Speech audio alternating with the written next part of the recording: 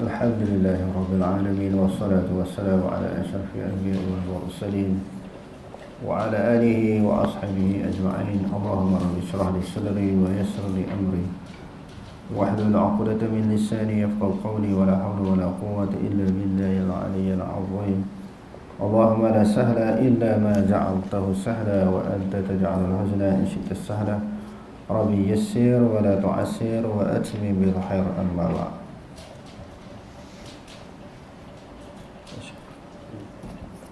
Kelebihan kalimah syahadah la ilaha illallah. Kalimah syahadah merupakan kalimah kejayaan kerana orang yang mengucapkannya akan memasuki surga dan selamat daripada neraka.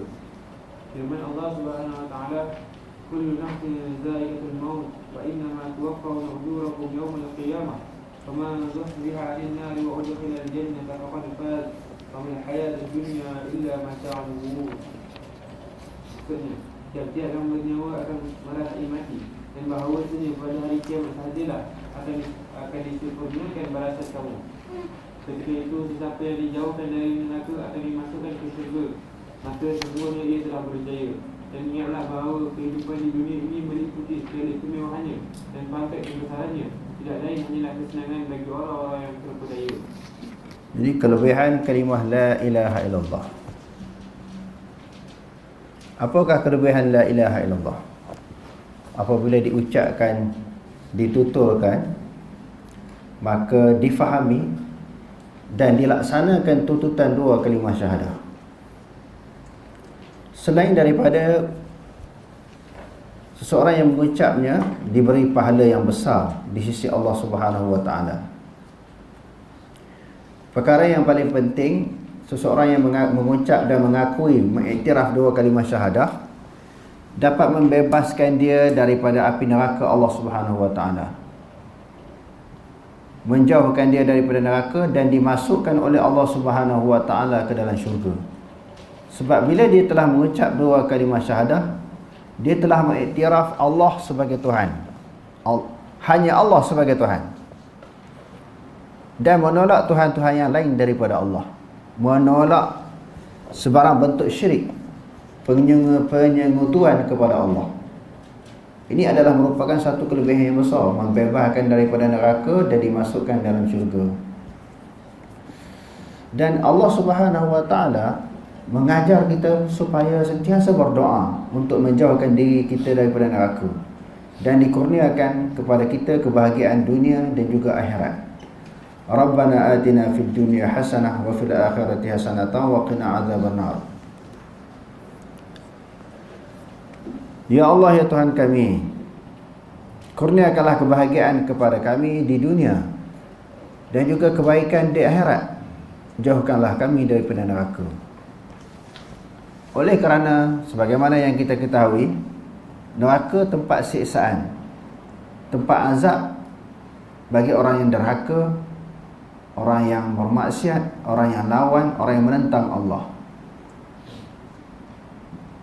Dan Allah Subhanahu wa taala juga menyebut tidak ada siapa pun daripada kalangan makhluk Allah ini mampu, layak, boleh bertahan menerima azab Allah Subhanahu wa taala di dalam neraka. Fama asbarahum 'alan nar, alangkah sabarnya mereka, tahannya mereka, mampunya mereka berada di dalam neraka.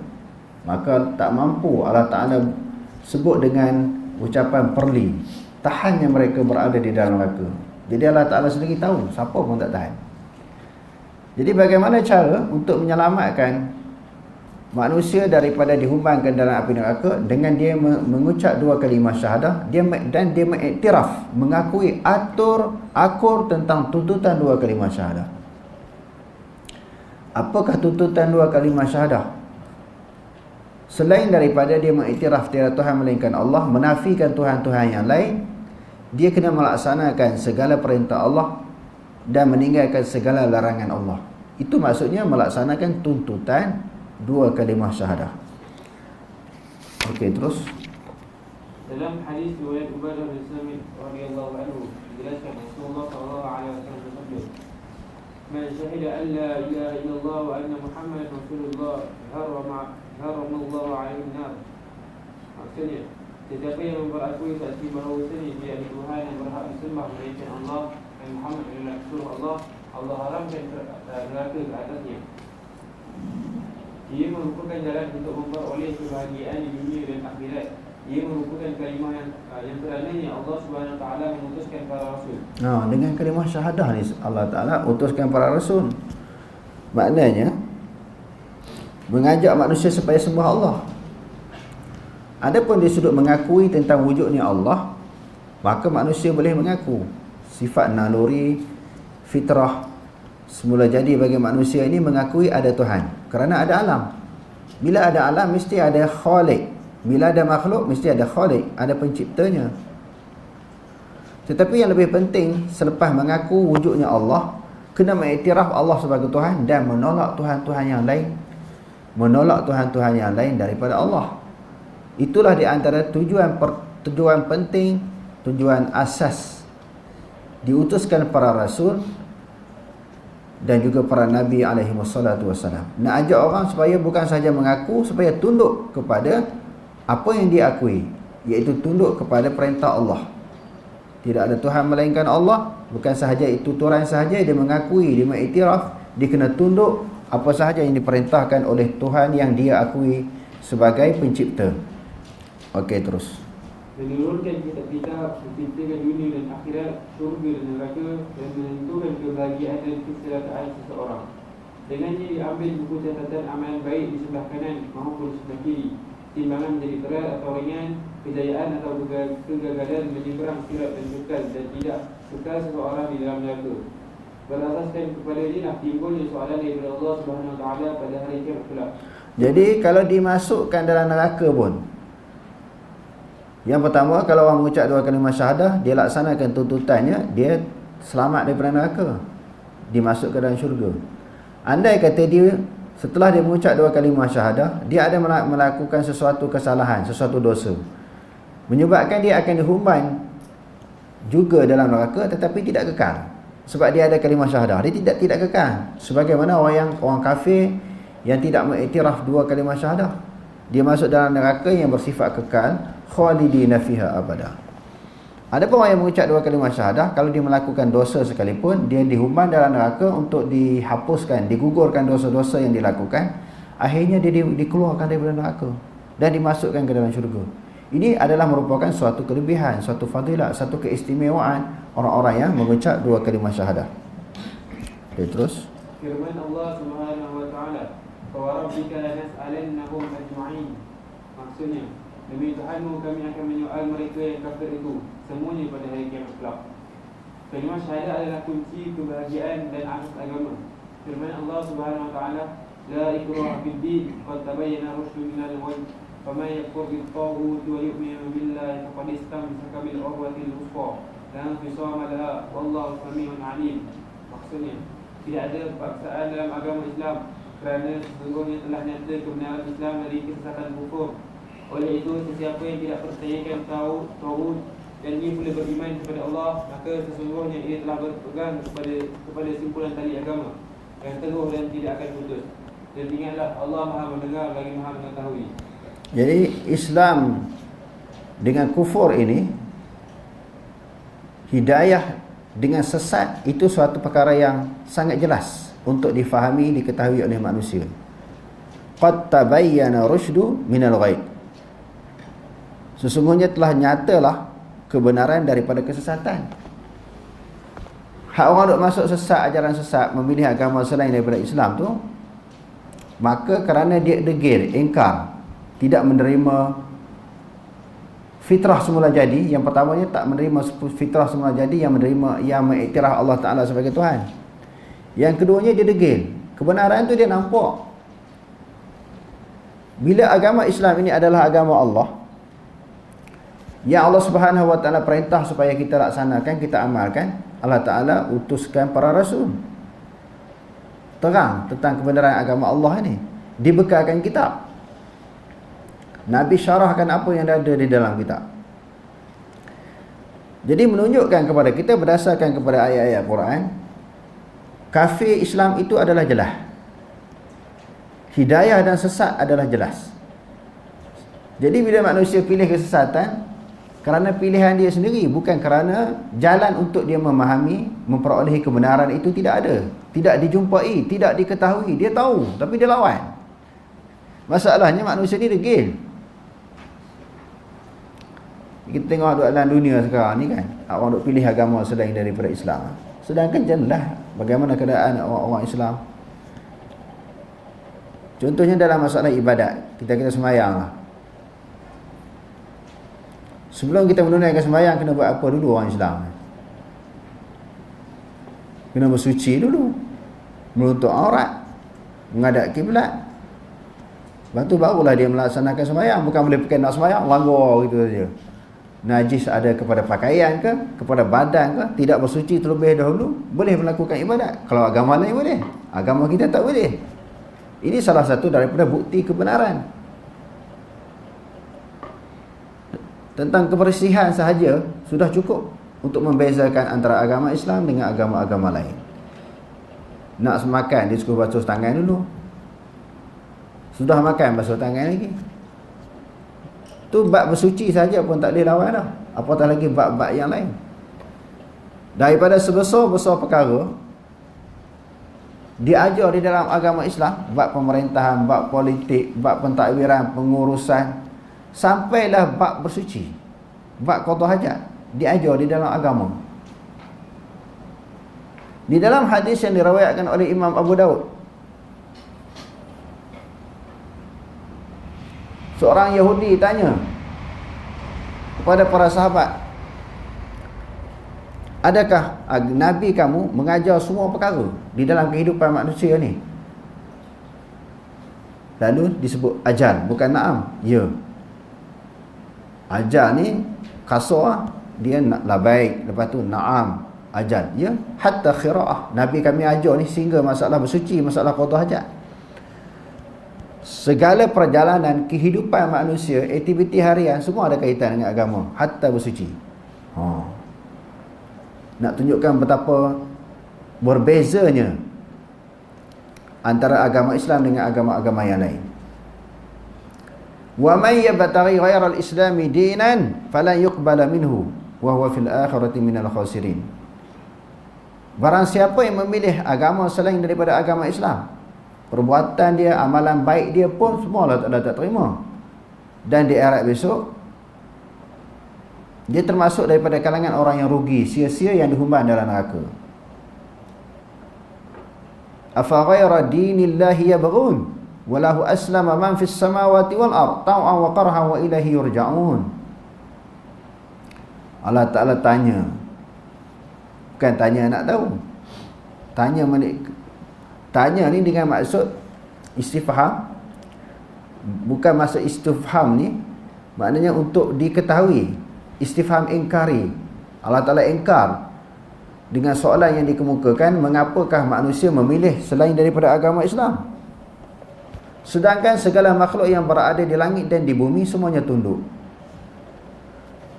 Sebut makhluk mana yang tak tunduk kepada Allah? Kita kata yang berada di langit, masalah peredaran matahari, bulan, bintang, semua mengikut ketetapan peraturan undang-undang Allah. Peredaran udara, apa yang ada di bumi, makhluk-makhluk Allah Ta'ala, pasang surut air laut, air sungai, semua berdasarkan undang-undang peraturan ketetapan Allah. Makan minum manusia, bila manusia lapar mesti dia kena makan, dahaga mesti dia kena minum. Orang kafir bila dia lapar mesti dia kena makan. Allah Ta'ala jadikan adat lapar kena makan, dahaga minum. Dia lawan Allah Ta'ala macam mana pun, di sudut undang-undang adat, hukum adat yang dijadikan kepada manusia mesti kena patuh, kena tunduk. Mana boleh lari dengan undang-undang Allah. Sebab tu Allah Ta'ala tanya, mengapa mereka pilih agama selain daripada agama Islam? Semua makhluk tunduk kepada Allah. Kenapa manusia tak nak tunduk? Kerana apa? Jawapan yang kita sebutkan tadi, kerana degil. Jadi kebenaran dan juga kesesatan jelas. Kufur dan Islam itu adalah jelas. Jadi manusia ni tidak boleh memberi alasan untuk dia memilih kesesatan ataupun kekufuran. Kok tak jelas, kok tak nampak kebenaran agama Islam ni. Diterang, disyarahkan, diberitahu berkali-kali, diulang-ulang berkali-kali. Cuma yang jadi sesat juga jadi kafir kerana ingkar, kerana degil. Dan memanglah sifat ahli neraka ni kerana degil, keras kepala, keras hati, melawan. Itu sifat ahli neraka. Okey, terus. Kalimah syahadah juga merupakan kalimah taqwa. Firman Allah Subhanahu wa taala, "Iz ja'ala alladhina kafaru fi qulubihimul hamiyyata hamiyyatal jahiliyyah fa anzalallahu sakinatahu 'ala rasulihi wa 'alal mu'minina wa alzamahum kalimatat taqwa fa kanu ahaqqa biha wa ahliha wa kana Allahu bikulli syai'in 'alima." Maksudnya, ingatlah dan kenangkanlah ihsan Tuhan kepada kamu ketika orang-orang yang kafir itu menimbulkan perasaan sombong angkuh yang ada dalam hati mereka terhadap kebenaran Islam, perasaan sombong angkuh secara jahiliah yang menyebabkan kamu panas hati dan terharu. Lalu Allah menurunkan semangat tenang dan tenteram kepada Rasulnya dan kepada orang-orang yang beriman sehingga tercapailah perdamaian, serta meminta mereka tetap berpegang kepada kalimah takwa. Sedang mereka di sisi Allah adalah orang-orang yang sangat berhak dengan kalimah takwa itu serta menjadi ahlinya. Dan ingatlah, Allah adalah Maha mengetahui akan tiap-tiap sesuatu. Kalimah tauhid juga adalah disebut sebagai kalimah taqwa. Bila seseorang yang mengucap dua kalimah syahadah, mengiktiraf dua kalimah itu ataupun disebut sebagai kalimah tauhid, selain daripada kalimah syahadah disebut juga kalimah tauhid. Bila pengiktirafan kepada dua kalimah itu dapat melahirkan ketakutan, kegurunan, ketakwaan di dalam hati. Itu sebahagian daripada kelebihan dua kalimah syahadah. Okey, terus. Kewajiban menjaga kalimah syahadah la ilaha illallah. Bukan sahaja dituturkan, diucapkan dan ditasdikkan, kita kena jaga. Apa maksud kena jaga? Jangan ucapan kita itu terbatal. Setelah kita mengiktiraf Allah Ta'ala sebagai Tuhan, Rasulullah sebagai pesuruhnya, bila dilakukan beberapa perkara yang menyebabkan ianya terbatal, maka ucapan tersebut, ucapan yang kita tuturkan itu juga terbatal. Pengiktirafan kita terbatal kerana kita telah melanggar dasar prinsip asas kepada ucapan yang kita sebutkan, iaitu melakukan sesuatu perkara yang boleh seseorang itu gugur Islam dia, gugur iman dia melalui tiga cara. Sama pada ucapan, dia kata agama kafir lebih baik, ataupun semua agama ni sama je, itu ucapan. Ataupun melalui tindakan, dia sembah berhala, tindakan. Ataupun melalui i'tiqad, semua orang tak tahu, dia ingat Allah yang tahu. Dia kata agama kafir lebih mulia, ataupun agama Islam ni sama je, semua agama nak bawa kepada syurga, mana ada beza Islam kafir. Dia kata tu dalam hati, kafir juga. Jadi dengan tiga cara tadi, seseorang itu boleh menjadi murtad kafir. Maksudnya dia telah bertentangan dengan apa yang dia ucapkan. Ucapan dua kalimah syahadah itu automatik jadi gugur. Bila gugur tu jadi kafir, dia tak dianggap Islam. Sehinggalah dia menyesal, dia bertaubat, dia mengucap dua kalimah syahadah semula, baru masuk Islam balik. Tetapi rugilah segala amalan dia yang telah lalu, semua dibatalkan pahalanya oleh Allah. Walaqad uhiya ilaika wa ila alladhina min qablika la in asyrakta la yahbatanna 'amaluka wa la takunanna minal khasirin. Demi sesungguhnya kami telah mewahyukan kepada kamu wahai Muhammad, dan juga rasul-rasul yang sebelum kamu, sekiranya kamu syirik kepada Allah, segala amalan kamu terbatal dan kamu termasuk daripada kalangan orang yang rugi. Makanya maksud rugi di sini dihumban oleh Allah Ta'ala dalam neraka. Nabi Muhammad sekali-kali tidak akan syirik kepada Allah. Ini sekadar untuk memberi peringatan kepada umatnya, jangan berlaku syirik. Ini dipanggil fardu takdir. Andai kata Nabi syirik, Nabi tak akan syirik. Nak bagi peringatan kepada umatnya, kalau syirik, segala amalan yang baik dibatalkan pahalanya oleh Allah Subhanahu wa taala. Okey, terus. Menjaga tauhid uluhiyah merujuk kepada menjaga kalimah syahadah. Ia dapat dilakukan dengan cara berikut, iaitu memahami konsep sebenar penjagaan syahadah.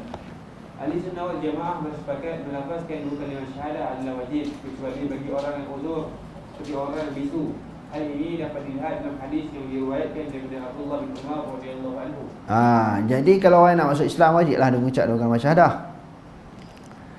Adapun orang yang dah duduk dalam agama Islam, dia tak wajib. Dia mengucap tu sunat sebab dia dah Islam. Itu pendapat yang pertama. Pendapat yang kedua kata sekurang-kurangnya seumur hidup sekali. Ini di luar semayang kan. Di semayang tu memang wajib lah, sebahagian daripada rukun semayang kan. Di luar semayang, pendapat yang kedua kata sekurang-kurangnya sekali dia kena sebut.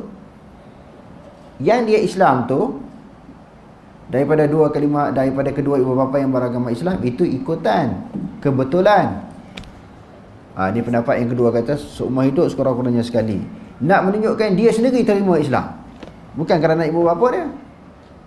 Ingat pelajar-pelajar ni kena mengucap dulu. Lepas ni elok kita mengucap hak selama ni kita Islam kerana kebetulan ibu bapa kita Islam. Nak cerita ni hak kita sendiri pilih Islam tu agama pegangan kita. Kita sendiri yang pilih Allah Tuhan kita. Kena mengucap. Setiap orang kena mengucap. Pendapat pertama kata tak payah mengucap lah sebab dia dah Islam. Betul lah tu. Pendapat yang kedua kata seumur hidup sekali kena mengucap lah. Itu yang terbaik lah. Sebab nak menunjukkan kita sendiri terima dengan kerelaan hati agama Islam yang diturunkan oleh Allah. Allah itu sebagai Tuhan kita. Okey, terus. Umirtu an uqatila an-nas hatta yashhadu an la ilaha illallah wa anna Muhammadan Rasulullah. Maksudnya, aku diperintahkan untuk memerangi manusia sehingga mereka mengucapkan tidak ada Tuhan yang berhak disembah melainkan Allah dan Muhammad itu adalah Rasul Allah. Syarat-syarat penjagaan kalimah syahadah. Walau bagaimanapun, semata-mata melafazkan dua kalimah syahadah tidak mencukupi. Ia memerlukan syarat yang wajib dipenuhi, iaitu 1. Memahami kandungan kalimah syahadah. Kita mengucap, yang pertama kena faham. Yang saya selalu duk ulang, asyhadu tu apa makna kan. Jadi kalau nak lebih jelas, di antara kitab yang sangat menarik tentang mengupas, menghuraikan, mensyarah dua kalimah syahadah adalah Usulul Dakwah yang dikarang oleh Dr. Karim Zaidan. Cukup bagus huraian dia. Dia sebut sebagaimana yang selalu kita sebut lah. Maknanya ana asyhadu, ana atayaqanu, ana aqirru, ana a'lamu, ana a'tarifu, ana afhamu. Asyhadu tu maknanya apa? Aku faham, aku yakin, aku iktiraf, aku mengetahui, aku menerima bahawa tiada Tuhan yang sebenarnya yang layak disembah melainkan Allah. Maknanya kita ucap tu dengan penuh kefahaman dan juga kesedaran. Okey, terus. Dalam kalimah syahadah terdapat perkara yang dinafikan dan perkara yang diisbatkan. Seseorang yang mengucapkan kalimah syahadah perlu memahami apa yang dinafikan dan apa yang diisbatkan. Perkara yang dinafikan ialah keberhakan sesuatu selain daripada Allah menjadi Tuhan yang berhak disembah. Isbat pula ialah mengisbatkan bahawasanya hanya Allah Subhanahu Wa Taala sahaja Tuhan yang berhak disembah. Rasulullah sallallahu alaihi wasallam bersabda dalam hadis yang diriwayatkan daripada Utsman radhiyallahu anhu, "Man mata wa huwa ya'lamu annahu la ilaha illallah dakhala al-jannah." Maksudnya, siapa yang meninggal dan dia mengetahui bahawasanya tidak ada Tuhan yang berhak disembah melainkan Allah, pasti masuk syurga. Berdasarkan hadis di atas, syarat untuk memasuki syurga ialah mengetahui tidak ada Tuhan yang berhak disembah melainkan Allah dan kekal di atas pengetahuan tersebut sehingga meninggal dunia. Maksud mengetahui di sini ialah mengetahui secara yakin dan yang disertai dengan ketundukan, kecintaan dan lain-lain. Dengan perkataan lain, mengetahui di sini bukan sekadar berbentuk mengetahui semata-mata, sebaliknya mengetahui yang disertai dengan amalan. Yang kedua, meyakini kalimah syahadah. Setelah dia faham, dia kena yakin apa yang dia ucapkan. Kalau tidak ada keyakinan, maka itu dianggap sebagai iman orang yang munafik. Dia mengucap tapi dia tak yakin. Tidak ada pengiktirafan yang sepenuhnya tentang Allah itu Tuhan dia. Okey, terus. Seseorang yang mengucapkan kalimah syahadah hendaklah meyakini kandungan kalimah tersebut tanpa sebarang keraguan dan syak. Firman Allah Subhanahu Wa Taala, "Innamal mu'minuna alladhina amanu billahi wa rasulih, thumma lam yartabu wa jahadu bi amwalihim wa anfusihim fi sabilillah, ulaika humus shadiqun."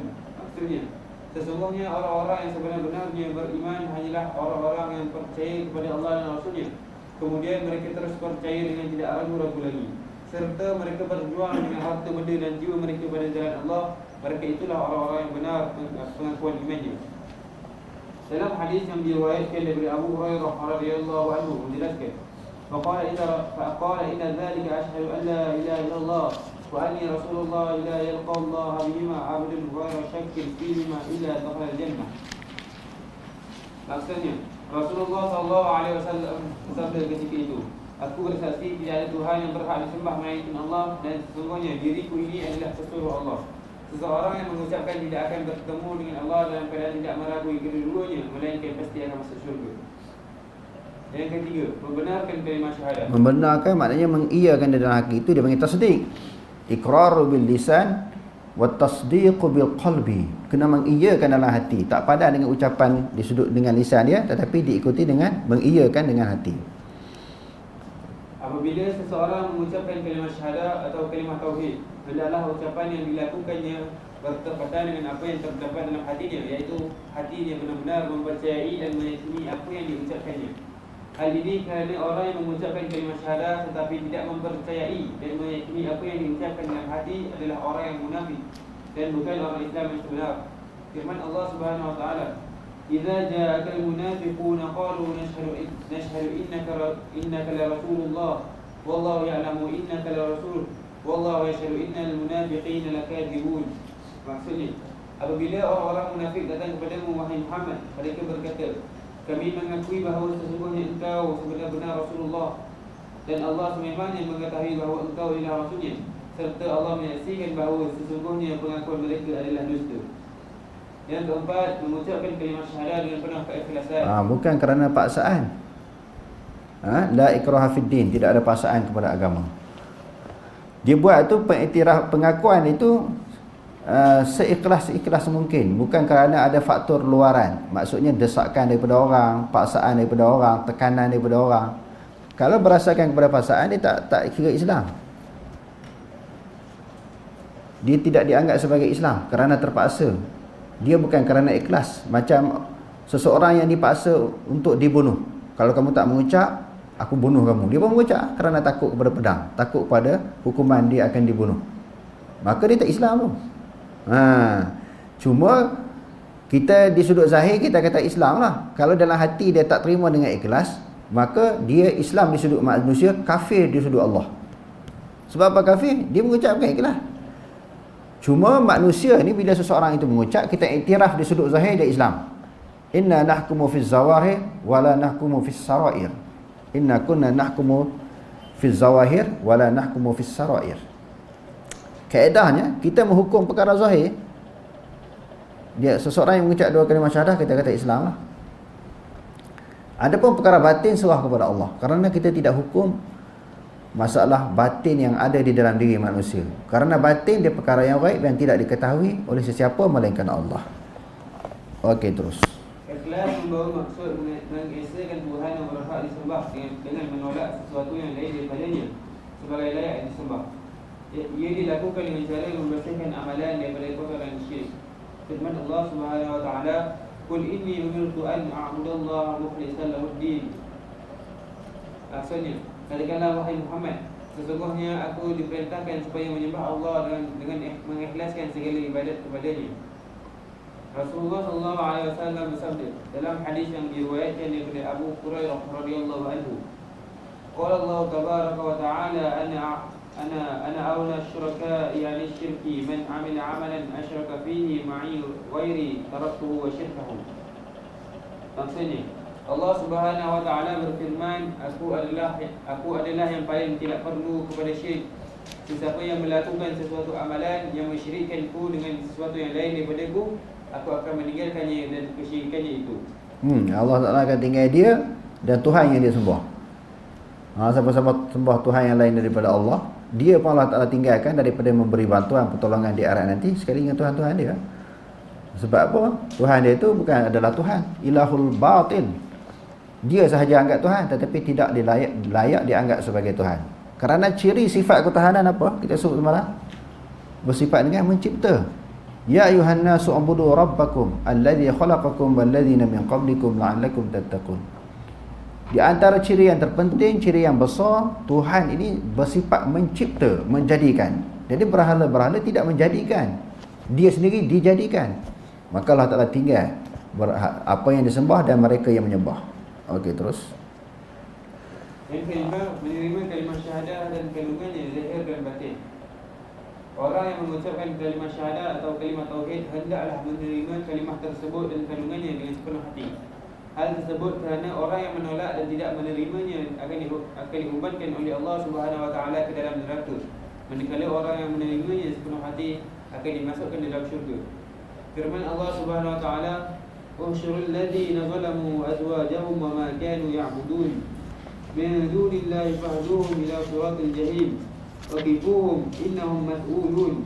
Ma lakum la tanafurun bal hum al-yawma mustaslimun." وأقبل بعضهم على بعض يتساءلون قالوا إنكم كنتم تأتوننا عن اليمين قالوا بل لم تكونوا مؤمنين وما كان لنا عليكم من سلطان بل كنتم قوما طاغين فحق علينا قول ربنا إنا لذائقون فأغويناكم إنا كنا غاوين فإنهم يومئذ في العذاب بالمشتركون إنا كذلك نفعل بالمجرمين إنهم كانوا إذا قيل لهم لا إله إلا الله يستكبرون ويقولون إنا لتاركو آلهتنا لشاعر مجنون بل جاء بالحق وصدق المرسلين إنكم لذائقو العذاب الأليم وما تجزون إلا ما كنتم تعملون إلا عباد الله المخلصين أولئك لهم رزق معلوم فواكه وهم مكرمون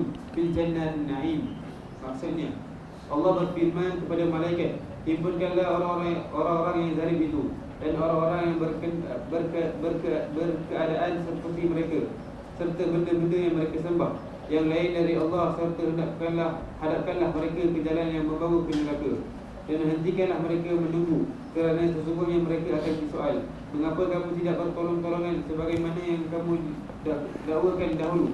Mereka pada ketika itu tidak dapat berbuat apa-apa.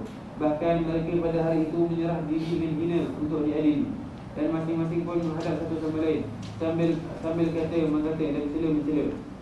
Pengikut berkata kepada ketuanya, sesungguhnya kamu dahulu selalu datang menyekat kami daripada beriman dengan menggunakan kuasa kamu. Ketua-ketuanya menjawab, tidak, bahkan kamulah sendiri tidak mahu menjadi orang-orang yang beriman, dan kami selain daripada mengajak kamu tidak mempunyai sebarang kuasa memerintah kamu. Bahkan kamu sememangnya kaum yang melampaui batas. Dengan keadaan diri kita yang sedemikian, maka tetaplah di atas kita janji seksa yang dijanjikan oleh Tuhan kita, bahawa kita semua tertentu akan merasai azab itu. Dengan sebab ketentuan ini tersebut, maka kami pun mengajak kamu menjadi sesat, kerana sebenarnya kami adalah orang-orang yang sesat. Maka sesungguhnya mereka semua pada hari itu menderita azab bersama. Sesungguhnya demikianlah kami melakukan kepada orang-orang yang berdosa. Sebenarnya mereka dahulu apabila dikatakan kepadanya, ketahuilah bahawa tiada Tuhan yang sebenar-benarnya melainkan Allah, mereka bersikap takabur, mengingkari, serta mereka berkata, patutkah kami mesti meninggalkan Tuhan-Tuhan yang kami sembah kerana mendengar ajakan seorang penyair gila? Patutkah kami nak ucap dua kalimah syahadah, duk layan dengar penyair yang gila? Siapa dia? Rasulullah. Dia kata apa yang diucapkan, yang dituturkan oleh Rasulullah ketika Rasulullah membaca ayat suci Al-Quran, ini adalah syair, kan? Susunan bahasa Quran ni kan indah, cantik. Jadi kami nak tinggal ke Tuhan kami, nak dengar cakap seorang penyair yang gila. Jadi sebab itu Quran yang diturunkan oleh Allah Subhanahu Wa Taala kepada junjungan besar Nabi kita Muhammad sallallahu alaihi wasallam, mereka kata Quran itu adalah kalam ciptaan, rekaan Rasulullah. Sebab ayat Quran tu macam syair, cantik, indah, bila orang baca terpegun. Lalu Allah Subhanahu Wa Taala cabarlah, kalau sekiranya Muhammad boleh buat ayat Quran, boleh cipta ayat-ayat Quran, ayat Quran yang ada 6,000 lebih ni, ada 114 surah, ada 30 juzuk, Kalau Nabi Muhammad boleh buat, kamu orang Arab terkenal dengan penyair-penyair, ahli sastra, ahli bahasa. Sebab tu Allah Ta'ala cabar mereka, wa in kuntum fi raibin mimma nazzalna ala abdina fa'tu bi suratin min mislih.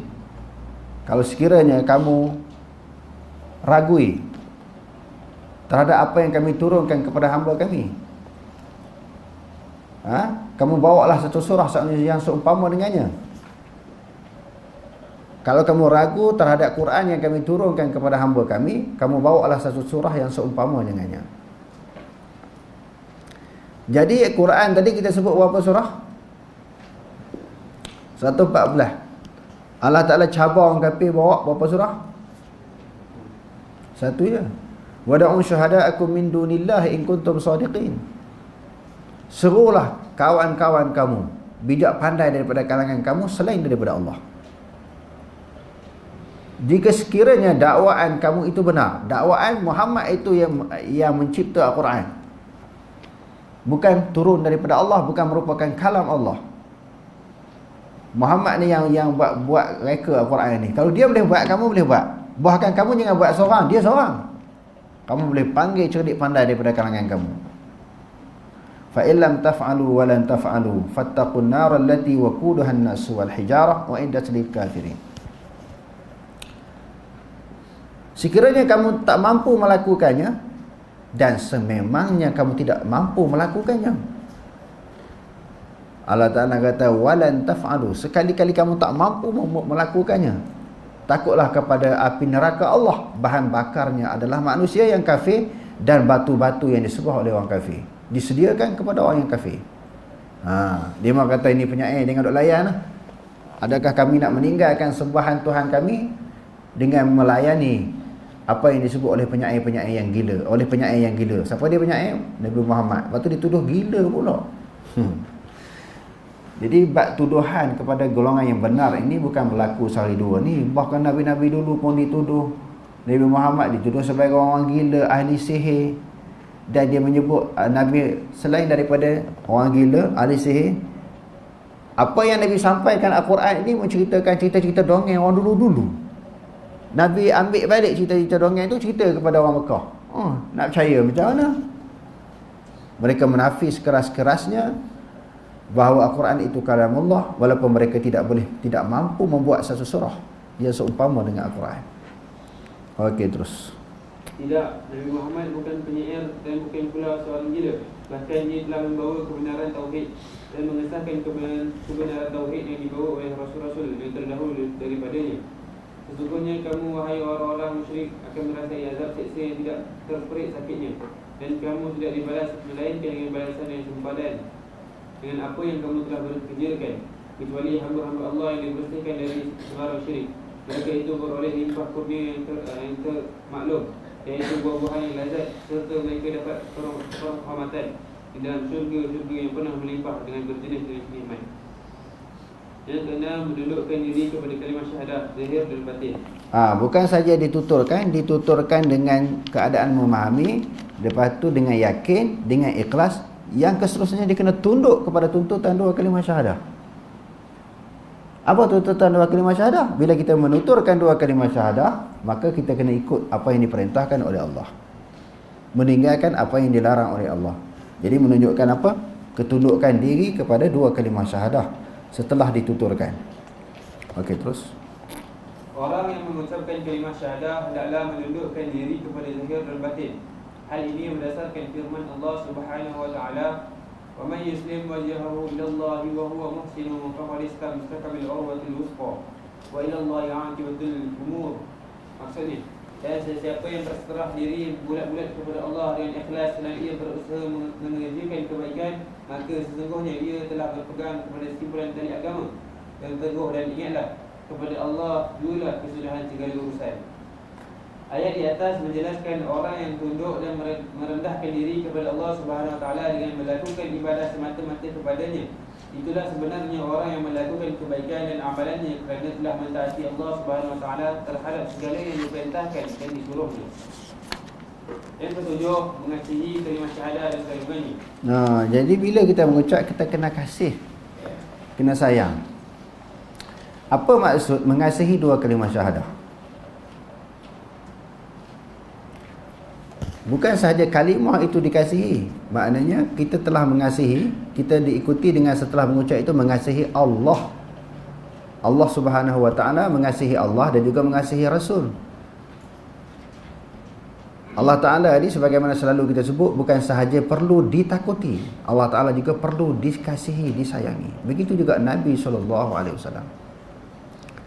Di dalam hadis yang diriwayatkan oleh Imam Bukhari di dalam Kitabul Iman, Thalathun man kunna fihi wajada halawatal iman, an yakuna Allah wa rasuluhu ahabba ilaihi mimma siwahuma.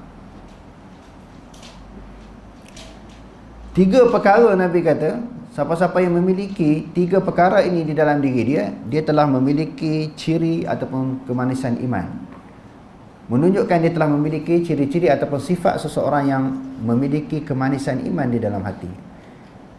Iman ni dia kena ada rasa kemanisan baru seronok beriman. Macam sembahyang rasa seronok, ada kemanisan sembahyang, kemanisan berpuasa, kemanisan kita berqiyamul lail, kemanisan kita baca Quran, kemanisan kita bertarawih. Rasa manis, seronok, barulah kita buat dengan kerelaan. Kalau rasa payah, berat, rasa apa dia terpaksa, tak rasa manis di dalam ibadah. Iman pun dia dah kena rasa kemanisan untuk melahirkan keseronokan. Jadi 3 perkara, Rasulullah kata siapa-siapa yang ada 3 perkara dalam diri dia, dia telah membuktikan dia memiliki kemanisan iman. Yang pertama, dia mengasihi Allah dan Rasul lebih daripada segala-galanya. Bila duk buat ibadat tu bukan kena rasa takut je, kena rasa sayang, cinta kepada Allah.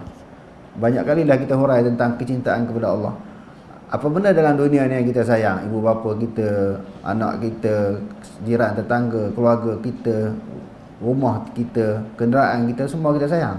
Benda-benda hak kita sayang, kita cinta tu, siapa yang bagi tu? Sepatutnya Allah lah lebih kita cintai, lebih daripada segala-galanya. Sebab hak kita minat, hak kita perolehi, hak kita kecapi itu Allah Ta'ala bagi.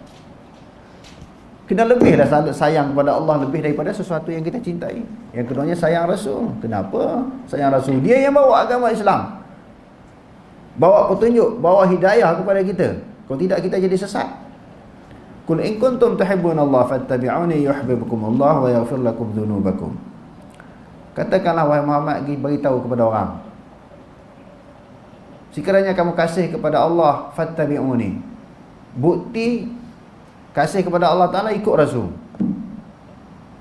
Kalau tak ikut Rasul, bukan cinta, bukan bukti. Dia hanya pengakuan yang tidak disertakan dengan tindakan.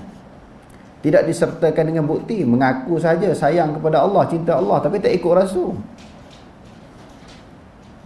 Masih lagi melakukan perbuatan amalan-amalan yang bercanggah dengan apa yang diajar oleh Rasul. Tak cinta, walaupun nampak bersungguh nampak macam buat ibadat, tapi buat ibadat cara dia, cara rekaan, ciptaan sendiri. Sayang kepada Rasul, ikut Rasul lah. Jangan ada tokok tambah daripada ajaran yang dibawa oleh Rasul. Wa man yushaqiqir rasula min ba'di ma tabayyana lahul huda wa yattabi' ghayra sabilil mu'minin nuwallihi ma tawalla wa nuslihi jahannam wa sa'at masira. Barang siapa yang menentang Rasul dan mengikut jalan bukan jalan orang yang beriman, kami palingkan kesesatan ke arah kesesatan yang mereka kehendaki, yang mereka nak.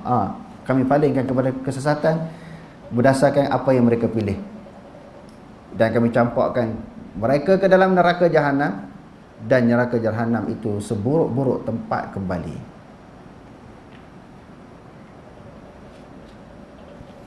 Wa may yuti'ir rasula faqad ata'a Allah.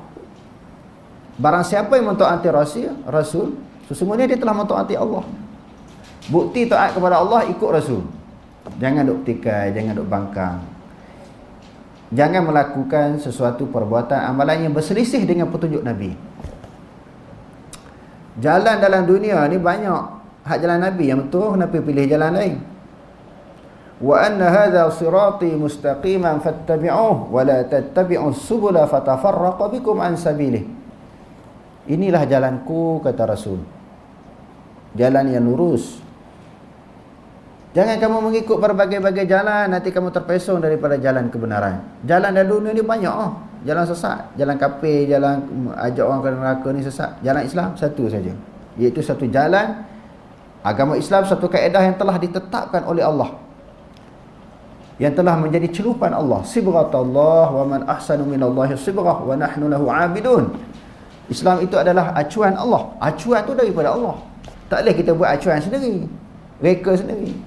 Orang nak makan lemang, dia ada acuan dia, orang masuk lemang tu dalam buluh lemang. Buat lemang dalam batang paik boleh tak?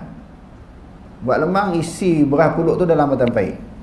Nak buat kuih bahulu, mesti acuan kuih bahulu, tak boleh dari kuih loyang. Buat kuih loyang, tak boleh acuan kuih bakar. Tak jadi. Mungkin rasa sama, bentuk tak sama.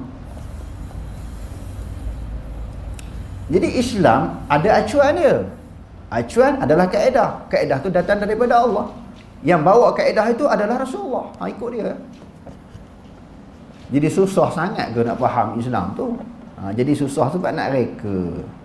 Sebab tak puas. Kalau tak reka, tak cipta sendiri, tak ubah daripada apa yang Rasulullah ajar tu, jadi tak puas.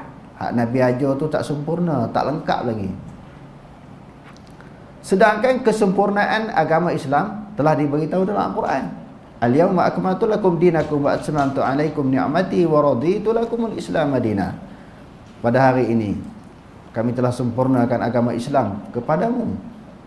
Kami telah cukupkan nikmatku kepadamu. Kami telah sempurnakan nikmat kepadamu, dan kami telah redha agama Islam menjadi pegangan hidup kamu. Nak pilih apa lagi? Sebab tu daripada mukadimah tadi kita dah sebut, agama Islam adalah suatu agama yang cukup jelas. Hak sesat tu bukan kerana tak jelas, kerana degil. Kebenaran terserlah di hadapan dia, terang lagi bersuluh, dipilih juga jalan-jalan kesesatan.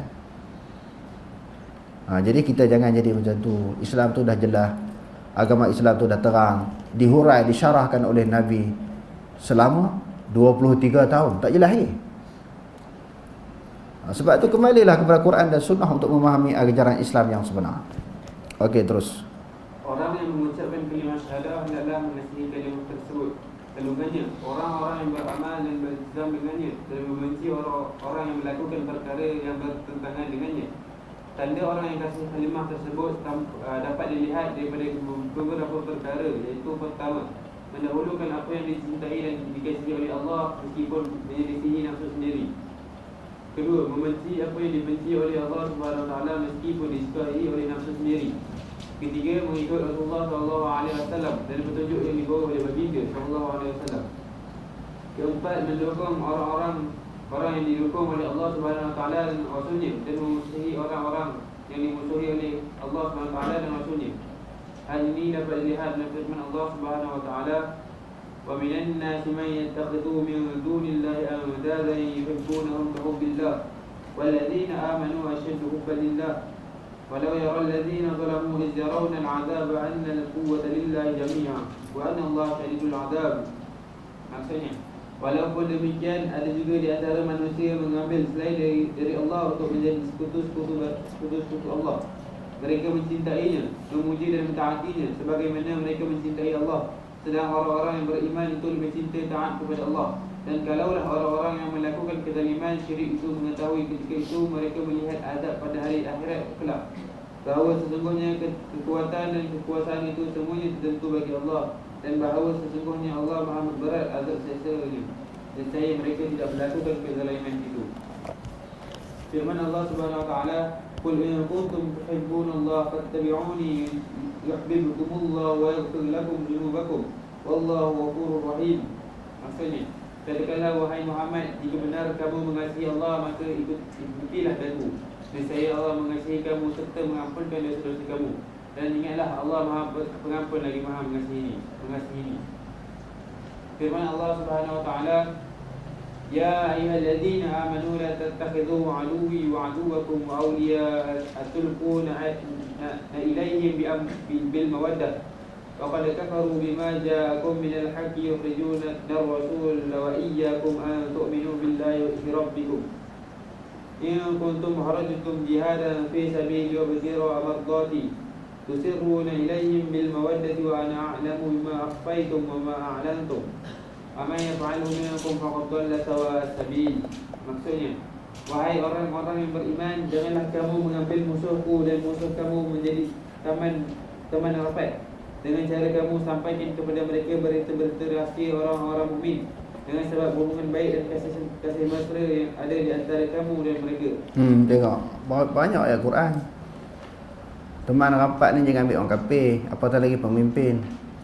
La yattakhidhul mu'minuna al-kafirina awliya'a min dunil mu'minin. Tidak boleh orang Islam itu mengambil orang kafir sebagai pemimpin, meninggalkan orang yang beriman. Dia bagus, dia satu pemikiran dengan kita, satu ideologi dengan kita. Pilihlah dia. Akhirnya jadi apa? Haralah dunia ni apabila letak orang kafir jadi pemimpin. Tu dia keluar istilah orang kafir yang adil lebih baik daripada orang Islam yang zalim. Sedangkan wal kafiruna humuz zalimun. Orang kafir itulah yang zalim, kata Allah. Orang kafir itulah yang zalim. Nampak baik ya, tapi dia ada perancangan. Sebab tu kena ada hati-hati, waspada. Allah Ta'ala sebut walan tarda ankal yahudu walan nasara hatta tattabi'a millatahum. Tidak redha sekali-kali kepada kamu orang Yahudi dan Nasrani sehingga kamu mengikut agama mereka. Itu Quran kata Yahudi, Nasrani, tak termasuk kafir-kafir lain. Sedangkan ulama tafsir kata al-kufru millatun wahidah. Kafir itu satu agama walaupun bukan Yahudi. Di sudut kaedahnya kafir satu agama walaupun bukan Yahudi Nasrani. Hak sebut Yahudi Nasrani kerana itu yang berhadapan dengan Rasulullah di zaman tu. Hak kafir-kafir yang lain pun samalah di sudut perancangan mereka, perancangan halus mereka, gerak kerja mereka untuk memerotakkan, menyesatkan orang Islam, nak harakan dunia ni tak dapat dinafikan. Sebab tu kena faham Al-Quran. Menunjukkan tak faham Al-Quran lah, masih menjadikan orang kafir sebagai teman rapat. Masih nak lagi orang kafir menjadi pemimpin. Konon-kononnya menentang rasuah. Bulan munasabah ataupun orang Islam pun terlibat dengan banyak kes rasuah. Orang kafir bersih. Kok mana mengaji ni? Hak ada iman sikit pun terpalit dengan kes rasuah berpuluh-puluh kes. Hak tak ada iman langsung. Rasuah ni sebahagian daripada kemungkaran. Jadi bila tak ada iman tu, dia boleh terima, dia boleh menafikan, menolak ke? Dia boleh tak terlibat ke dengan rasuah? Akhirnya terpalit juga sebenarnya. Bahkan lagi banyak. Bahkan lagi banyak. Itulah yang berlaku dalam dunia sekarang ni. Quran dah bagi peringatan, tak mau nak dengar. Sebab ada seorang ahli politik dia sebut, saya dengar orang ceramah ni, dia kata bila kita terlibat dengan politik, bukan nak cerita, bukan nak tunjukkan siapa paling Islami. Kita nak bernegara, nak memerintah negara dengan bersih, aman. Kalau tak ikut Islam bersih aman ke? Sebab Quran kata baldatun tayyibatun wa rabbun ghafur. Negara yang aman damai yang mendapat keampunan daripada Allah. Wa amanahum min khauf. Di antara ciri sebuah pemerintahan yang adil, Islam adalah aman daripada ketakutan. Mana boleh kalau kita seseorang individu tak beriman kepada Allah, dia boleh melakukan keadilan? Tidak ada jaminan. Untuk menstabilkan sebuah negara, untuk mendidik rakyat jadi baik. Sebab an-nas ala dinil mulkihim. Manusia di atas agama pemerintah. Sebab apa dulu rakyat jadi baik? Duduk di dalam pemerintahan Nabi. Kerana Nabi orang yang kuat takwa kepada Allah. Bila Nabi wafat, dilantik Khulafa' Ar-Rasyidin, Abu Bakar, Umar, Osman, Ali. Semua bertakwa kepada Allah.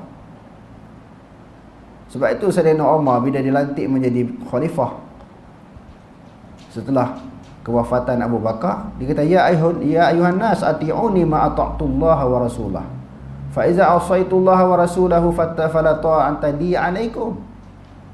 Abu Bakar pun memberi ucapan yang sama, wahai manusia, taatlah kepadaku sebagaimana selama mana aku mentaati Allah dan Rasul.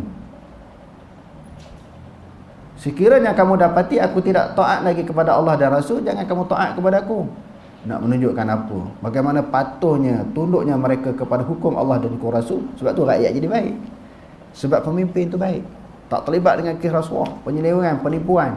Mereka sendiri hubungan kuat dengan Allah, bukan cakap tentang keadilan sahaja, kesaksamaan, tata kelola. Yang orang sebut tata kelola kan tu je. Dalam puasa ni kita tak sebutlah mana-mana pihak, mana-mana individu, tak ada kena-mengena yang masih hidup ataupun yang telah mati. Jadi kau tak takut kepada Allah, macam mana nak membimbing masyarakat, rakyat kepada ketakwaan kalau kita sendiri pun tidak kuat hubungan dengan Allah sebagaimana Rasulullah dan Khulafa' ar-Rasyidin. Sebab itu disebut dalam Al-Quran, disebut dalam kuntum khairu ummatin, kamu sebaik-baik umat, yakni para sahabat. Nabi pula sebut khairul quruni qarni, summa alladhina yalunahum, summa alladhina yalunahum. Sebaik-baiknya zaman aku. Sebaik-baik zaman aku. Kekuatan hubungan mereka dengan Allah. Para sahabat, tabi'in, itu zaman kegemilangan dan kecemerlangan agama Islam. Rakyat jadi baik. Sebab apa? Pemimpin paling takut kepada Allah. Sayyidina Umar pernah test. Dia nak beli kambing kepada seorang kanak-kanak yang ditugaskan untuk menjaga kambing. Dia kata, aku nak beli kambing ni. Kanak-kanak tu kata, tanya tuan dia, kena tanya, dia kata, tuan aku dulu. Dia ada satu cerita, dia nak menceritakan, budak ni saya tak teringat di sudut panjang kisah yang Sayyidina Umar nak beli kambing tu. Jadi Tuhan yang tuan yang menjaga, yang tuan kepada kambing itu sebenarnya adalah Allah Subhanahu Wa Taala. Makna ketika dia mengurus menjaga kambing, dia tidak boleh lari daripada hukum Allah. Bukan tuan kepada pemilik kambing itu saja, bahkan bukan tuan kepada kambing itu saja, tuan kepada pemilik kambing, iaitu Allah Subhanahu Wa Taala. Jadi bila itulah tersemat di dalam hati Khulafa' ar-Rasyidin, iaitu perasaan takut gerung kepada Allah, dapat mendidik rakyat dia semua takut kepada Allah Ta'ala. Mereka tak banyak cakap tentang keadilan, tentang keterusan, tak banyak cakap, tapi mereka buat. Rakyat akan jadi automatik jadi baik sebab rakyat atas agama pemimpin. Fikir-fikirkanlah. Kalau Farid Ismik dia baca berita tu, dia kata fikir-fikirkanlah. Maknanya fikirlah, kita nak negara yang macam mana, aman, damai. Sudah tentu pemimpin dia orang yang bertakwa kepada Allah. Okey, terus bulan puasa dia tak ada ceramah politik. Kita tazkirah. Tak kena mengena sama ada orang yang masih hidup ataupun telah mati. Okey, terus. Sedang mereka telah kufur ingkar terhadap kebenaran Islam yang sampai kepada kamu. Mereka pula telah mengeluarkan Rasulullah SAW dan juga mengeluarkan kamu dari tanah suci Mekah, disebabkan kamu beriman kepada Allah Tuhan kamu. Janganlah kamu berbuat demikian jika betul kamu keluar untuk berjihad pada jalanku dan untuk mencari keredaanku. Tidak ada sembarang faedahnya kamu mengadakan hubungan kasih mesra dengan mereka secara rahsia, sedang aku amat mengetahui akan apa yang kamu rahsiakan dan apa yang kamu zahirkan. Dan ingatlah, siapa di antara kamu yang mengeluarkan perkara yang demikian, maka sesungguhnya telah sesatlah ia dari jalan yang betul. Terus. Perkara-perkara yang membatalkan syahadah la ilaha illallah. Perkara yang membatalkan kalimah syahadah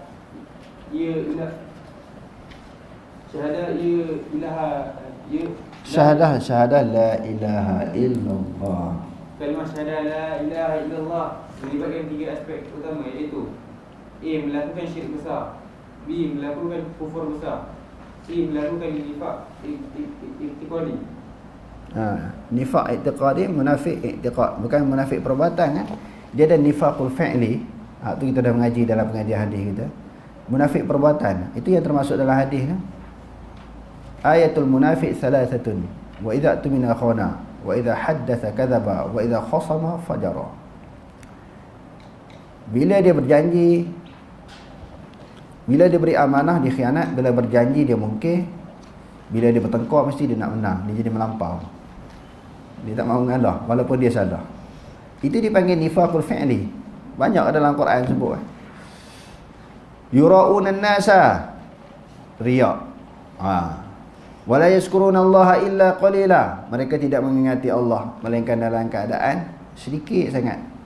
Wa idza qamu ila sholati qamu kusala. Bila mereka mendirikan sembahyang, mendirikan di dalam keadaan malas, berseberat nak sembahyang. Itu ciri munafik tu. Jangan. Nak sembahyang tu jadi malas tu jangan, itu sifat munafik. Wala yunfiqunahu illa wa hum karihun. Tak suka bersedekah. Ini ciri munafik. Itu dipanggil munafik perbuatan. Ada pun munafik qalbi, hak tu jadi kafir. Saya dah sebut banyak kali, orang sekarang ni tak ada munafik qalbi. Cuma fasik tu adalah munafik qalbi ni dia berpura-pura Islam, sembahyang berpura-pura, ibadah berpura-pura, buat baik, cakap semua berlakon. Yang tu di zaman Nabi adalah. Zaman kita sekarang ni kita panggil orang yang fasik je. Orang munafik hati ni tak ada. Kelemahan tu semua orang adalah di sudut perbuatan dia, di sudut i'tiqad, insya-Allah. Sebagaimana yang Huzaifah Ibn Yaman nafikan, sebagaimana yang dilaporkan oleh Imam Bukhari, dia nafikan zaman kita ni tak ada orang munafik. Dia ada orang Islam dengan orang kafir ataupun orang fasik je. Sebab munafik ini adalah masalah urusan hati. Dia memang menentang sungguh Islam ni, dia tak suka betul Islam ni. Bukan dia tak suka kepada mana-mana individu ataupun mana-mana kumpulan. Mungkin dia nampak individu tu salah ataupun kumpulan tu salah dalam andaian dia. Andaian ni boleh betul boleh salah. Andaian sesuatu andaian boleh jadi betul boleh jadi salah. Sebab tu dia lawan. Bukan dia lawan agama Islam itu sendiri. Sebab Quran kata wallahu ya'lamu ma fi qulubihim. Sesungguhnya Allah Taala mengetahui di dalam hati. Maksudnya urusan munafik adalah urusan dengan Allah, bukan manusia boleh menentukan dia ni munafik. Dia ni individu ni munafik, kumpulan ini munafik, tak boleh. Sebab munafik adalah urusan hati diketahui oleh Allah. Cuma kita kata boleh silap, dosa, pahala, dia melakukan dosa, dia melakukan kesalahan, itu boleh berlaku lah. Bukan kata orang lain boleh melakukan kesalahan, kita pun boleh melakukan kesalahan. Ciri-ciri munafik tu bukan pada orang lain saja, kita pun boleh jadi ada juga sifat-sifat munafik. Bukan kata munafik ni kena atas kepala orangnya, atas kepala kita pun boleh kena. Itu dipanggil apa? Yang kata murtad itu adalah i'tiqadi, yang termasuk di dalam firman Allah, innal munafiqina fid darkil asfali minan nar. Sesungguhnya orang munafik itu berada di dalam api neraka yang paling bawah sekali. Munafik itu dia kekal, bukan saja kekal dalam neraka, duduk yang paling bawah, tempat yang paling panas. Okey, terus. Hukum akan muncul daripada pembatalan kalimah syahadah la ilaha illallah melibatkan dua jenis. Iaitu pertama, seseorang itu tidak dikatakan masuk ke dalam agama Islam dari segi permulaan lagi jika terdapat perkara yang membatalkan kalimah syahadah la ilaha illallah. Ia merujuk kepada orang yang memperakui dan mengamalkan tuntutannya, tetapi dalam masa yang sama melakukan perkara yang membatalkannya. Kedua, seseorang dikira telah murtad dan terkeluar daripada agama Islam apabila melakukan perkara yang membatalkan kalimah syahadah la ilaha illallah. Antara perkara lain yang membatalkan kalimah syahadah la ilaha illallah ialah pertama kejahilan terhadap kalimah syahadah. Orang yang menunturkannya tanpa memahami dan pengetahuan tidak akan memberikan apa-apa manfaat dalam hidupnya. Kedua, syak dan ragu-ragu terhadap isi kandungan kalimah syahadah la ilaha illallah atau sebahagiannya. Keraguan seperti itu menggambarkan yang terlibat masih ragu dengan kebenaran terhadap kandungan kalimah syahadah dan tidak meyakininya. Ketiga, syirik kepada Allah Subhanahu Wa Taala. Membebaskan diri daripada syirik adalah sebahagian daripada tuntutan memperakui kalimah syahadah itu sendiri. Maknanya mengandungi dua perkara, iaitu pertama mengisbatkan uluhiyah dan melakukan ibadah dan mentaati Allah Subhanahu Wa Taala Tuhan yang Maha Esa. Kedua, menafikan uluhiyah daripada sesuatu selain daripada Allah Subhanahu Wa Taala. Begitu juga menafikan keberhakan untuk disembah dan ditaati oleh manusia. Kesemua ini termasuk ke dalam arti kata syirik kepada Allah Subhanahu Wa Taala. Firman Allah Subhanahu Wa Taala, "Fantaqamna minhum, fanzur kaifa kana 'aqibatul mukadzibin." Wa idh qala Ibrahim li abihi wa qaumihi innani bara'un mimma ta'budun ila alladhi fatarani fa innahu sayahdin waj'alha kalimatan baqiyatan fi 'aqibihi la'allahum yarji'un. Maksudnya, lalu kami balas keingkaran mereka dengan azab yang membinasakan. Maka perhatikanlah sebagaimana buruknya kesudahan umat-umat yang mendustakan rasul-rasulnya. Dan ingatlah peristiwa ketika Nabi Ibrahim berkata kepada bapanya dan kaumnya, sesungguhnya aku berlepas diri dari apa yang kamu sembah, yang lain dari Tuhan yang menciptakan aku, kerana sesungguhnya ia tetap memberi hidayah petunjuk kepadaku. Dan Nabi Ibrahim menjadikan kalimah tauhid itu tetap kekal pada keturunannya supaya mereka kembali kepada tauhid itu. Jika ada yang menyeleweng supaya syirik. Keempat ialah penistaan akidah, iaitu menzahirkan keimanan atau menyembunyikan kekufuran. Firman Allah Subhanahu wa taala, "Sayaqulu lakal mukhallafuna minal a'rabi shawalatna amwaluna wa ahluna fastaghfir lana." Yaquluna bi'alsinatihim ma laysa fi qulubihim. Qul faman yamliku lakum minallahi syai'an in arada bikum darran aw arada bikum naf'a. Bal kana Allah bima ta'maluna khabira. Okey. Amwaluna. Apa i'rab dia, Faris?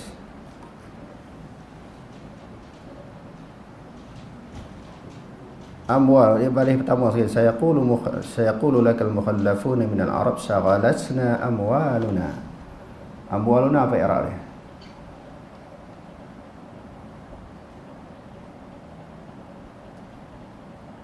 Oh, semua senyap belaka ni. Right?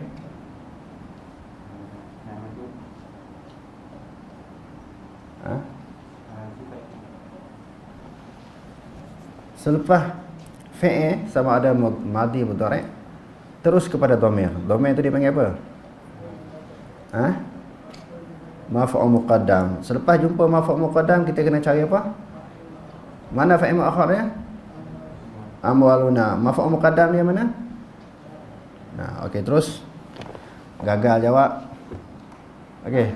Maksudnya orang Arab, kaum Arab Badui yang ketinggalan tidak turut bersama-sama denganmu ke Hudaybiyah akan berkata kepada wahai Muhammad, kami telah dihalangi oleh urusan menjaga keselamatan harta benda dan anak isteri kami. Oleh itu, mohonkanlah ampun kepada Allah untuk kami. Mereka berkata dengan lidahnya apa yang tidak ada dalam hatinya. Katakanlah wahai Muhammad, jika demikian sebab ketinggalan kamu, maka adakah sesiapa yang berkuasa mempertahankan kamu daripada terkanan atau menerima sesuatu ketetapan dari Allah untuk ia tetapkan kamu di timbul bahaya atau beroleh manfaat. Tidak ada sesiapa pun, dan apa yang kamu katakan itu bukanlah menjadi sebab. Bahkan Allah adalah maha mendalam pengetahuannya tentang sebab ketinggalan yang kamu lakukan itu, dan ia akan membalasnya. Kelima, membenci kalimah tauhid juga mengandungi keterlibatan yang kalimah syahadat la ilaha illallah dan makna yang terkandung di dalamnya. Begitu juga dengan orang yang memusuhi orang yang mengucapkan kalimah syahadat la ilaha illallah dan menentang para pendakwah. Firman Allah Subhanahu wa taala, "Wa minan nasi man yattakhidhu min dunillahi andadan yuhibbunahum ka hubbillah wal ladzina amanu ashaddu hubban lillah. Walau yara alladhina zalamu idh yarawna al'adzaba anna al-quwwata lillahi jami'an." Bukan ashaddu hubban lillah. Walau yara alladhina zalamu idh yarawna al'adzaba anna al-quwwata lillahi jami'an wa anna Allah syadidul 'adzab.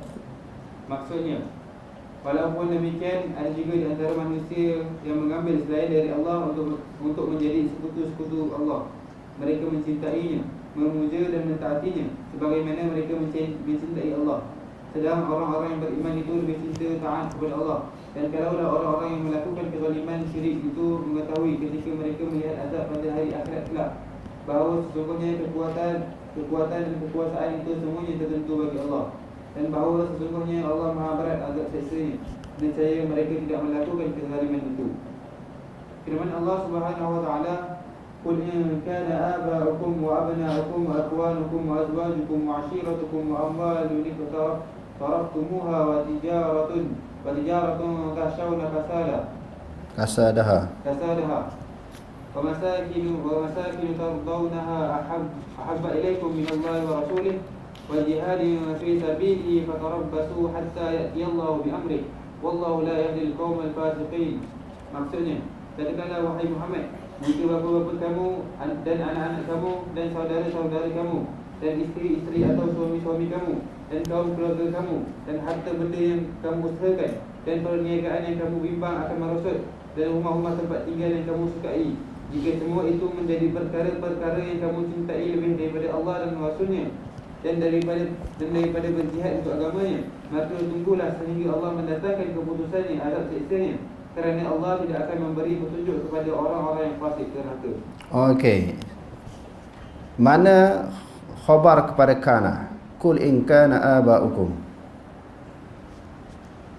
Baca kitab. Kalau dapat carian ni RM50. Hadiahnya RM50. Cepat. Khabar mesti nasab kena kan.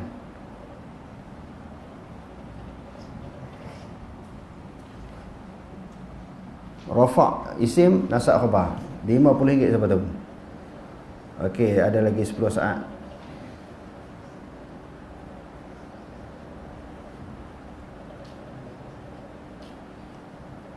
Okey, habis ahabba ilaikum. Tidak RM50 dapat ni. Oh, khabar bagi kana, isim kana abaukum. Okey, terus. Ketujuh, meninggalkan kalimah syahadah la ilaha illallah dan meninggalkan tuntutan yang terdapat di dalamnya. Misalnya tidak menunaikan solat, tidak menunaikan ibadah haji, tidak mengeluarkan zakat dan lain-lain. Tidak beramal dengan mana-mana amalan dalam Islam. Ke-8, menolak kalimah syahadah la ilaha illallah dan berpaling daripada maknanya. Orang-orang musyrik Arab mengetahui maknanya, tetapi mereka menolak dan tidak meredainya. Firman Allah Subhanahu wa taala, innahum kanu idza qila lahum la ilaha illallah yastakbirun wa yaquluna inna latariku alihatina li syairin majnun. Maksudnya, sebenarnya mereka dahulu apabila dikatakan kepadanya, ketahuilah bahawa tiada Tuhan yang sebenar-benarnya melainkan Allah, mereka bersikap takabur mengingkarinya. Serta mereka berkata, patutkah kami mesti meninggalkan Tuhan-Tuhan yang kami sembah kerana mendengar ajakan seorang penyair gila. Alihatina. Apa yang Arab boleh?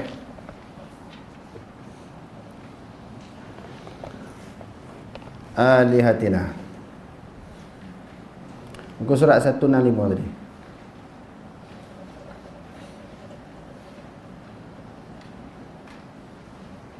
Tak tahu. Boleh? Maf'ulun bih. Okey, terus. Sebagian ulama membahaskan tentang perkara yang membatalkan kalimah syahadah la ilaha illallah pada 4 perkara, iaitu perkataan misalnya mencaci Allah Subhanahu wa taala, Rasul, membebaskan diri daripada agama Islam, mendakwa yang memberikan manfaat dan mudarat bukan Allah Subhanahu wa taala. Begitu juga dengan berdoa kepada Allah Subhanahu wa taala, meminta pertolongan daripada yang lain daripada Allah Subhanahu wa taala dan seumpamanya. B. Perbuatan sujud kepada yang lain daripada Allah Subhanahu wa taala, rukuk kepada yang lain daripadanya, menunaikan solat dan seumpamanya. C. Iktikad. Misalnya iktikad wujud Kepelbagaian ilah. Kepelbagaian ilah atau ada sesuatu yang lain daripada Allah dan lain-lain. D. Keraguan dan syak terhadap kalimah la ilaha illallah dan isi kandungannya. Misalnya ragu dan syak terhadap kedudukan Allah Subhanahu wa taala sebagai Tuhan yang satu atau lebih daripada satu dan lain-lain. Wallahu a'lam. Aqulu qawli hadza wa astaghfirullahal azim wa lakum. Wassalamu alaikum warahmatullahi